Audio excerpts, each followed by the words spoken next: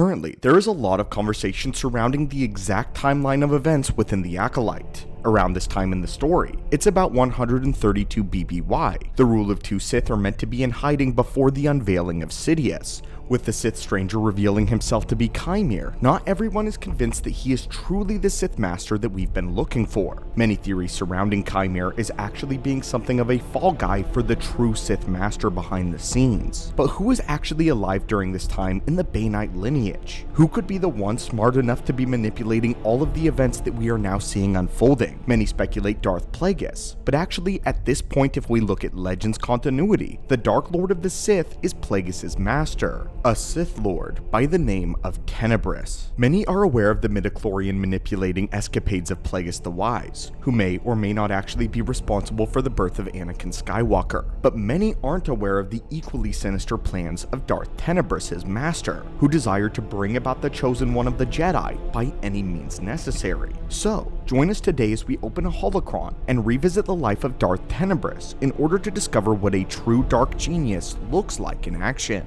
and why this Sith Lord wanted the Jedi Chosen One to be born. Darth Tenebris was a male Bith who went by the name of Rugus Gnome before he was found by a Sith Master. Unfortunately, we don't know too much about his life prior to Sithhood, or even who trained Tenebris, other than their species was that of a male Twi'lek. We don't even have their name. However, we do know a little bit of what these two Sith Lords had planned to do together. It would be around this generation that the rule of 2, when the Sith were beginning to sense that their completion of the grand plan was at hand. So they began to brainstorm of what they could do with their newfound resources and connections in the galaxy at large. At this point in history, the Sith had comfortably began integrating their normal daily lives into their pursuit of the dark side and all of its grand knowledge. This was another way the Sith had evolved from the Jedi. No more were they simply religious zealots trying to fight a war on strength on numbers or combat ability alone. Rather, Tenebris' generation of Sith Lords had embraced the fact that while they were indeed Sith Lords, they had become more powerful members of society as well. In the future, Sidious would use the dark side in tandem with his political stance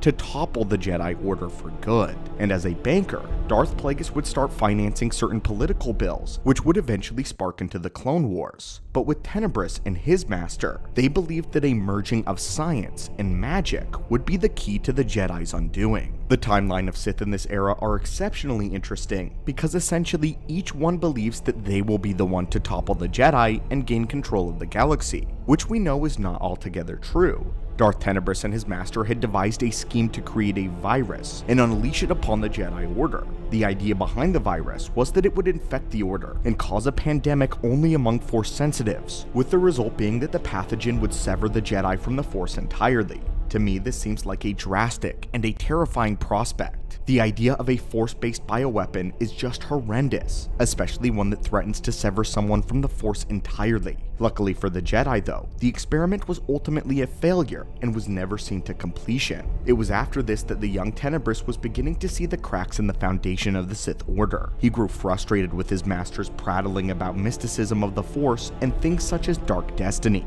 Even as an apprentice, Tenebris didn't believe that the Force was as mystical as his master had tried to teach him. In fact, Tenebris had decided for himself that the dark side truly was a truth that had escaped his master. Far from being a malevolent mystic science bent on spreading suffering throughout the galaxy, the dark side was in truth merely just a simple energy source, a tool to which he could impose his will upon reality. He viewed the dark side as a sort of natural amplifier that he could use to multiply the effectiveness of his many useful powers. He did not worship the dark side. This is what Tenebris thought of the Force. He saw it as one tool of many. Tenebris was from the Bith race. His brain was so much larger and more advanced than other beings, and Tenebris' brain was considered extremely large even by his own species standard. As such, he thought only in science, numbers, and analytical logic. And with the supercomputer of a mind, Tenebris began to combine his abilities of mental calculation with his powers of foresight in the Force. Running the numbers, Tenebris began to calculate that soon the rule of 2 would be over and the galaxy would see a new shadow. His calculations plainly indicated the coming of a shadow so vast that it would darken the galaxy entirely, so vast that it would mark the end of both the Jedi and the Sith as the universe had known them heretofore. Tenebris saw this as a Sith with no need for an apprentice, one who would bring the entire galaxy under one rule, no Jedi to challenge him. An ultimate being. Unfortunately though, Tenebris also calculated that he was not this being, but he would make sure that he became it one day. He devised his plan, one which was numerically perfect in every way. He now saw his Twi'lek master as nothing but a doddering fool, one believing that any Sith who saw the Force as mystical was a fool as well. So in the quickest and most efficient way possible, Tenebris disposed of his aging master and took the mantle of the Dark Lord of the Sith. And this is where he began his plan. Tenebris became obsessed with the prophecy of the Chosen One, as it foretold the coming of a being born only of the Force. This was in line with the Sith Lord's prediction of a shadow. After running some of his own numbers, Tenebris determined that such a thing would definitely be possible, but his own studies of surviving after death would require his full attention to see this Chosen One. He would need an apprentice strong enough in the Force to manipulate the midichlorians, but that would be the easy part. He would need an apprentice so fearful of death in order to make this happen by any means necessary. This is when his plan for Darth Plagueis came about, and just like anything else, Tenebris made sure that his apprentice would be perfect for his design. To the public, Tenebris would continue his persona as Rugus Gnome, the lead engineer designer of some of the most luxurious starships in the galaxy. This would put him in the place of becoming great friends with the head of the intergalactic banking clan, a moon by the name of Kar Damask. Tenebris sensed that Kar had a good amount of Force potential within him, but not enough to be a true Sith apprentice. But Plagueis knew of another moon on the world of Magito that also shared some generally good Force affinity, hoping the two to create a powerful child. Tenebris manipulated the two into having an affair with one another, an affair that resulted in the birth of a child named Higo Damask. Later on in the Moon Boy's childhood, Tenebris would convince his father to let him take the boy as his protege. Secretly, he would begin his training very early, and the boy would one day become known as Plagueis. Tenebris trained his apprentice on all of the classical Sith teachings, bringing him to a place where he was both powerful in the Force, but also quite skilled with the lightsaber. Although Tenebris and Plagueis regarded the lightsaber as more of an homage to a bygone era, and became skilled with it more so out of tradition, Plagueis recalled Tenebris quite enjoying a good sparring session, and would insist that the two of them stay sharp, sharper than any Jedi, as apparently Plagueis had become so skilled with the lightsaber that it gave Darth Tenebris a good challenge. However, his teachings of Plagueis were also superficial. Tenebris planted seeds of fear within Plagueis' mind, the fear of death.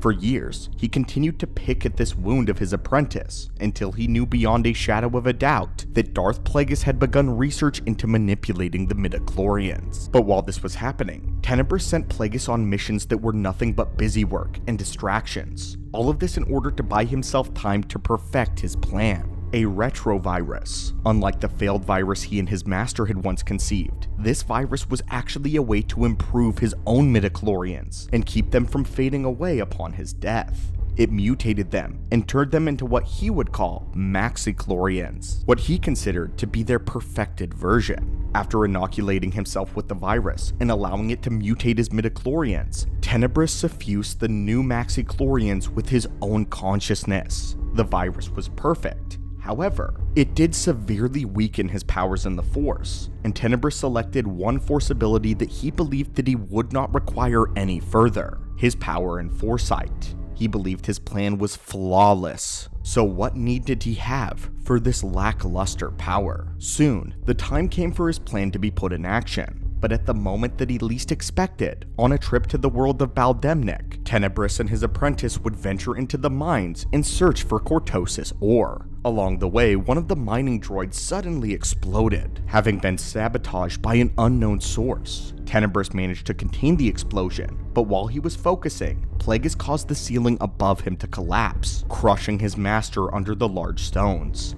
As Tenebris lay dying, he began to put the pieces together that Plagueis had betrayed him. At first, he was proud and impressed with his apprentice's cunning, but that pride quickly turned to rage as the Dark Master realized that the rubble had destroyed the ship that the two Sith Lords had arrived in, leaving Plagueis stranded on Baldemnik and requiring him to wear an envirosuit. This obviously risked the future of the Sith Order as a whole, and Tenebris met his physical end as Plagueis snapped his neck, displeased with his master's sour reception. But it would be Tenebris who would have the last laugh.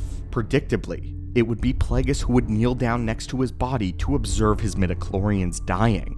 At that moment, Tenebris caused his maxichlorians to leap out from his body and infect Plagueis with his retrovirus. This acted as a Trojan horse for Tenebris' consciousness, which now lived inside of Plagueis' very cells. He began to infect his apprentice, tapping into his nervous system and his abilities. Tenebris laughed, as now his apprentice would never know the irony in the name that Tenebris had given him: Plagueis, the Infected One. Now, all that was left was for Tenebris to wait until the Chosen One showed himself in a few decades, and then Tenebris would dispose of Plagueis and consume the body of the Chosen One. Using this more scientific and refined version of the ancient Sith technique of essence transfer, Tenebris would become the ultimate being, the all-powerful Sith that lived only in his mind. And the greatest mind of the Sith would be reborn as the one Sith Emperor. But in that moment, he looked into Plagueis' powers in the Force and realized just how far developed his apprentice had been. He had vastly underestimated Plagueis' powers, as he realized Plagueis was far more powerful than he had let on.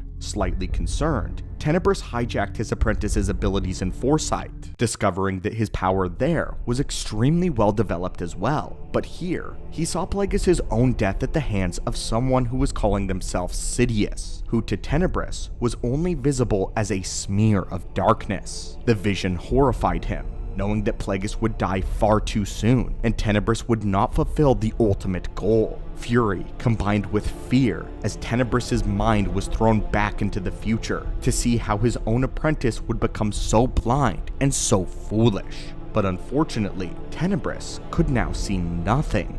His virus had infected Plagueis' every cell and chewed away his powers of foresight. Fully now giving into panic, Tenebris decided to escape Plagueis' body, flee from it, a way to escape this fate. He now understood the fear of death that he had mocked his apprentice for decades. They now shared that fear. But once Tenebris' consciousness exited Plagueis' body, all he could see was his own mummified remains. Time had passed, potentially decades, or even centuries, but the Sith Lord had been unaware of it.